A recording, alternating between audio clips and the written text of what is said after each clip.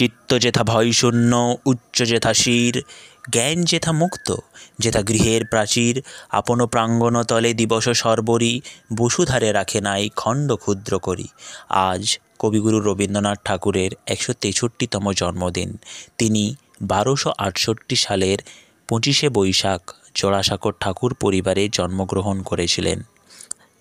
তিনি রাম সিং ঠাকরির সাথে ভারত ভাগ্য বিধাতা এই গানটি রচনা করেছিলেন, যার প্রথম ছন্দ জনগণ মন ভারতের জাতীয় সঙ্গীত রূপে ১৯১১ সালে জাতীয় কংগ্রেসের অধিবেশনে কলকাতায় প্রথম গাওয়া হয়েছিল। তার রচিত এই জনগণ মন গানটি ১৯৫০ সালের ২৪শে জানুয়ারি ভারতীয় সংবিধানে গৃহীত হয়েছিল জাতীয় সঙ্গীত রূপে। তিনিই ছিলেন প্রথম ভারতীয় যিনি ভারতের জাতীয় স্রোত বন্দে মাতরম গানটি প্রথম গেয়েছিলেন ১৮৯৬ সালে।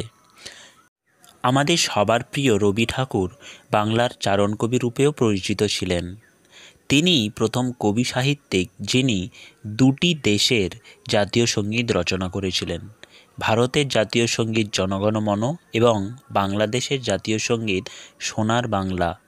তাঁরই অতুল্য সৃষ্টি। কবিগুরু রবীন্দ্রনাথ ঠাকুর তাঁর রচিত কাব্যগ্রন্থ গীতাঞ্জলির জন্য প্রথম ভারতীয় হিসেবে ১৯১৩ সালে নোবেল পুরস্কার লাভ করেছিলেন। ১৯২১ সালে তিনি বিশ্বভারতী বিশ্ববিদ্যালয় স্থাপন করেছিলেন, যা আজও সাহিত্য এবং কলাক্ষেত্র রূপে সর্বজন বিদিত। ১৯১৯ সালের ১৩ই এপ্রিল ভয়াবহ জালিয়ানওয়ালাবাগ হত্যাকাণ্ডের প্রতিবাদ স্বরূপ কিং জর্জ ফাইভের দেওয়া নাইটহুড উপাধি তিনি প্রত্যাখ্যান করেছিলেন। ভারতের রাখি বন্ধন উৎসবের প্রবক্তা ছিলেন কবিগুরু রবীন্দ্রনাথ ঠাকুর। তার দেশপ্রেম আজও ভারতীয় ঐক্যের প্রেরণা জাগায়।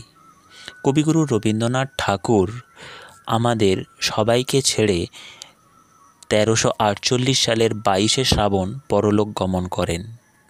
এই ভিডিওটিতে আমরা কবিগুরু রবীন্দ্রনাথ সম্পর্কে কিছু তথ্য জানলাম।